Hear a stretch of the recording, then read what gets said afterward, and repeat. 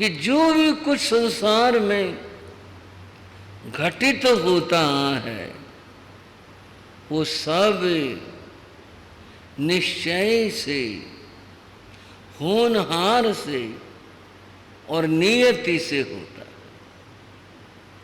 मुश्किल ये है हम क्या माने,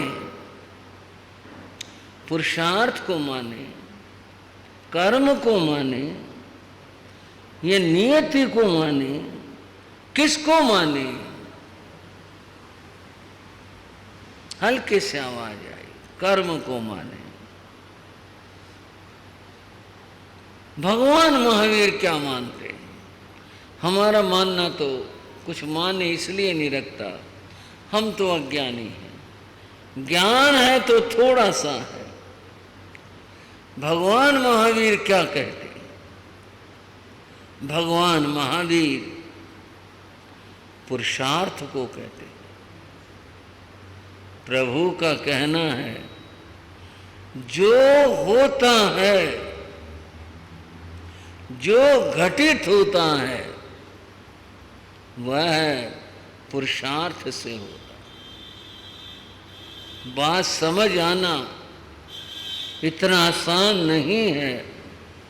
अगर यूं मान लें तो फिर कर्म का क्या होगा? अभी तक तुम यही कहते और मानते रहे हैं कि जो होता है वो कर्म से होता है, और आज आप सुन रहे हैं जो होता है पुरुषार्थ से होता है। बंधु, एक बार ऐसा हुआ, भगवान महावीर एक कुंभकार की शाला में ठहरे। उसका नाम सद्दाल पुत्र था। कुंभकार कुम्हार को कहते हैं जो घड़े बनाते। उसका बहुत बड़ा स्थान था। अब मैं क्या कहूं, कई बार भाषा के लिए शब्द मुश्किल होते हैं। हमें को भगवान ने सोचा, ये सोचना तो छद्मस्तों का होता है, वो नहीं सोचा कर। फिर क्या कहें, भगवान ने देखा। हाँ, ये मुश्किल बताना क्या हुआ, बस इतनी बात है कि भगवान सद्दाल पुत्र नाम के कुंभकार के शाला में पधारे थे। उससे ठहरने की अनुमति मांगी। बोला बहुत जगह ठहर जाओ, कोई बात नहीं। आए हुए प्रभु तो प्रभु थे। मैं कहूँ संत या व्यक्ति कोई कहे भाई ठहरना है, जिसके पास स्थान हो कही देता जी ठहर जाओ। भगवान वहां ठहर गए। सद्दाल पुत्र गोशालक का भक्त था। किसका? गोशालक। उस जमाने में एक और धर्म गुरु था, उसका नाम गोशालक था। कभी वो भगवान को अपना गुरु मानता था, बाद में वो अलग हो गया और उसने अपना अलग पंथ, धर्म, संप्रदाय कुछ भी अपना अलग चला लिया, अलग खड़ा हो गया। उसने जो अपना सिद्धांत बनाया वो नियति को बनाया। नियति का अर्थ है सब कुछ नियत है। जो होता है वो पहले से ही नियत है। जिसको आज भी लोग होनहार कहते हैं, बस वो नियत है, वही होगा। उससे हट करके कण भर भी इधर उधर नहीं हो सकता। गोशालक ये मानता था। जब गुरु की ये मान्यता थी तो अनुयायी की और भक्त की भी वही मान्यता होगी। सद्दाल पुत्र भी यही मानता था। भगवान महावीर उसको सन्मार्ग दिखाना चाहते थे, इसको सही रास्ता दिखाया जाए। सद्दाल पुत्र भगवान के पास बैठा था। भगवान ने उसको समझाने के लिए कहा, सद्दाल पुत्र एक बात बताओ, तुम्हारे यहां ये जो घड़े बर्तन बनने लग रहे हैं, ये सब हो रहा है, ये कैसे हो रहा है? ये नियति है, ऐसा होना है, ये घड़े बनने हैं, जितनी संख्या में नियति में उतने बनेंगे, कम नहीं होंगे, ज्यादा नहीं होंगे। जैसे अच्छे बुरे टेढ़े साफ सुंदर जैसे बनने हैं बस वैसे बनेंगे। तो तुम्हारा अर्थ है कि ये जो कुछ भी होता है नियति से होता है। बोले हाँ जी, जो होता है वह नियति से होता है। भगवान ने कहा, कोई व्यक्ति आकर तुम्हारे घड़ों को निशाना बनाकर पत्थर मारे तो ये क्या हुआ? बोला जी घड़े टूटेंगे। ये क्यों टूटे? बोले नियति है, ये नियति है, इसमें कुछ नहीं हो सकता। तुम्हारे घड़े ये सब रखे हुए, बरसात आ जाए क्या होगा? बोले ये अंदर रखे जाएंगे। तो अंदर कौन ले जाएगा? नियति ले जाएगी। नियति नहीं होगी तो योगी नहीं बनेगा। मैं नहीं होऊंगा, नौकर नहीं होंगे, और कोई नहीं होगा। नियति होगी तभी योग बनेगा और ये अंदर रखे जाएंगे। तो तुम्हारा मतलब है सद्दाल पुत्र कि जो संसार में होता है वो सब नियति है। हाँ जी, सब नियति है। भाइयों, आप भी समझ रहे हो ना इस चर्चा को, जो भगवान महावीर और सद्दाल पुत्र के बीच में हुई। बोले जी जो कुछ होता है, सुख दुख जो घटता है, हानि लाभ जैसे होता है, वो सब नियति से होता है। तुम उसके अंदर मैं कुछ भी नहीं कर सकता, और भी कोई कुछ नहीं कर सकता, मेरा सेवक भी कुछ नहीं कर सकता। तो इसका मतलब है जो कुछ घटित होता है उसको स्वीकार करना चाहिए तुम्हारे मत से। बोले हाँ जी, स्वीकार करना चाहिए। जो होता है, हो रहा है, वो सब नियति से होता है। बिना नियति के कुछ नहीं होता।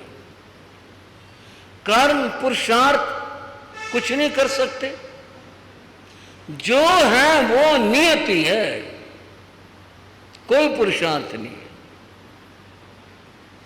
भगवान कुछ पल मौन रहे, फिर बोले सद्दाल पुत्र एक बात बताओ। हाँ जी। ये तुम्हारा घर है? बोले हाँ जी। यहाँ तुम्हारा परिवार रहता है? बोले हाँ जी। कोई दुष्ट आदमी, अपराधी प्रवृत्ति का आदमी तुम्हारे घर में आ जाए तो उसका घर में आना नियति है? नियति न हो आएगा ही नहीं। नियति थी तो मेरे घर में आया, पड़ोसी के क्यों नहीं चला गया? पड़ोसी के गया तो मेरे क्यों नहीं आ गया? नियति है।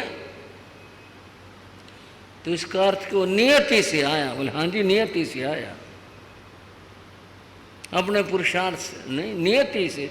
नियति थी तो पुरुषार्थ हुआ, नियति नहीं होते पुरुषार्थ नहीं होता। वो दुष्ट आदमी तुम्हारे घर आ गया और उसने घर आकर तुम्हारी पत्नी के साथ दुर्व्यवहार शुरू कर दिया और तुम देख रहे हो तुम्हारे सामने। अब क्या होगा? आप प्रश्न की मार्मिकता देखो। भगवान ने उस आदमी को जगाने के लिए क्या उदाहरण दिया। तुम देख रहे हो वो व्यक्ति आया, उसने तुम्हारी पत्नी से दुर्व्यवहार शुरू कर दिया। श्रद्धाल पुत्र अपना जिसे कहते ना आपा खो बैठा और बोला मैं एक ही तीर से, एक ही बाण से उस आदमी को मार डालूंगा जो मेरे घर में आए और मेरी पत्नी के साथ दुर्व्यवहार करे। एक ही तीर से मैं उसे मार डालूंगा। तुम नियति को स्वीकार क्यों नहीं करते? जब तुम नियति कह रही हो, ये तो नियत था, ये होना था, तुम बीच में ये अपना पुरुषार्थ क्यों ले आए कि बाण उठाऊंगा, निशाना बनाऊंगा, निशाना साधूंगा और इतने बल के साथ तीर छोड़ूंगा, उसको फिर मारूंगा, वो मरेगा। तुमने ये सब क्यों पुरुषार्थ बीच में ले आए?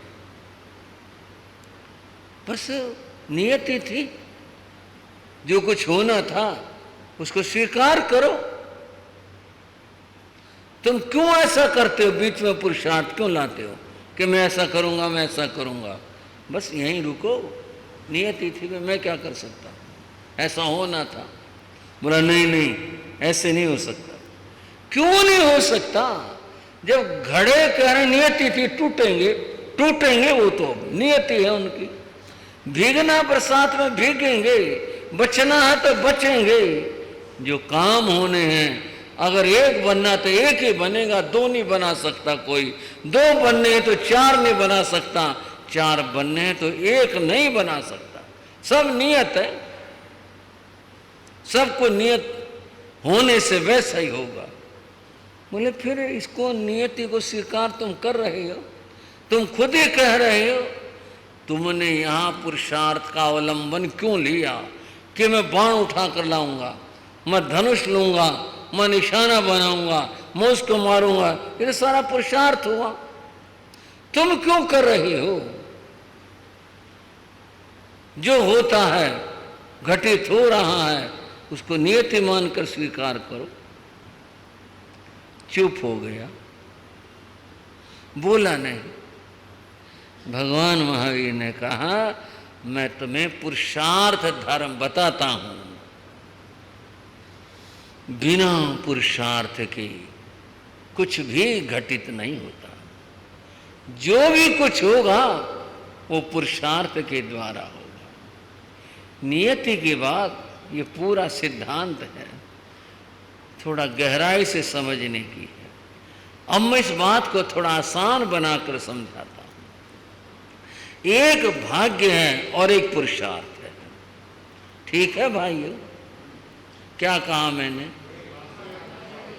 एक भाग्य है, एक पुरुषार्थ है। इनमें पहले कौन है और बड़ा कौन है? इनमें पहले कौन है और बड़ा कौन है? हमारे भाई बहनों ने तो बड़े अच्छे से उत्तर दे दिया, पर उत्तर इतना आसान नहीं है। ये जो बात कहनी है, इसको अपनी अपनी तरह से कैसे समाधित किया। कर्म से भाग्य, कर्म यहां पुरुषार्थ का अर्थ है। कर्म से भाग्य, भाग्य से कर्म, उभय में बीज, बीज में वृक्ष, यही है धर्म। कर्म पुरुषार्थ, उससे भाग्य बना और भाग्य से कर्म, उससे कर्म बना। इन दोनों का मामला बीज और वृक्ष का मामला है। वृक्ष कैसे बना? बीज से बना। बीज कहां से आया? वृक्ष से आया। वो वृक्ष कहां से आया? बीज से आया। इसका सुलझाया जाना बड़ा मुश्किल है। बीज और वृक्ष का यहाँ भी यही है कि कर्म पुरुषार्थ से व्यक्ति का भाग्य बना, भाग्य से पुरुषार्थ हुआ। ये बीज और वृक्ष का मामला है, आसान नहीं। फिर हम क्या समझें, हम कहाँ खड़े हैं, हम क्या करें? प्रश्न तो ये है, ये तो उलझ गई बात, और ज्यादा उलझ गई। हम क्या माने? बीज को माने, वृक्ष को माने, वृक्ष को माने, बीज को माने, कर्म को माने, पुरुषार्थ को माने, किस चीज को माने? भाग्य को माने, और उलझ गई। इतना है। तुम यह देखो खड़े कहां पर। भाइयों, जरा सी बात है, समझ लोगे तो सुलझ जाएगा मामला, अन्यथा सारे दिन सोचते रहना, सुलझेगा नहीं ये मामला। देखना है तुम खड़े कहां हो। इस समय तुम पुरुषार्थ की स्थिति में हो या प्रारब्ध भाग्य की स्थिति में हो? तुम कहां हो? तुम जहां हो उसको पहले स्वीकार करो। यहां मुझे क्या करना चाहिए? यहां मुझे पुरुषार्थ करना चाहिए, यहां मुझे पुरुषार्थ करना चाहिए। मैं यहां हूं, मैं पुरुषार्थ कर चुका हूं, उसका फल अच्छा बुरा कोई एक मिला है। जो मिला है अब यहां प्रधानता भाग्य की और कर्म की हो गई। और फिर पुनः उस बात को, आप कहां हो, क्या कर रहे हो? पुरुषार्थ। इन दोनों में आप कहोगे, आप तो इसकी भी बात कर, इसकी भी बात कह रहे हो, हम क्या माने, क्या समझे? इस कार्यक्रम के पुण्यार्जक हैं श्री वीर सेन जी जैन एवं श्रीमती दर्शनी देवी जैन, श्री विनय जैन एवं श्रीमती मीनाक्षी जैन, श्री चिराग जैन एवं श्रीमती राधिका जैन, श्री सिद्धार्थ जैन एवं श्रीमती प्रियंका जैन।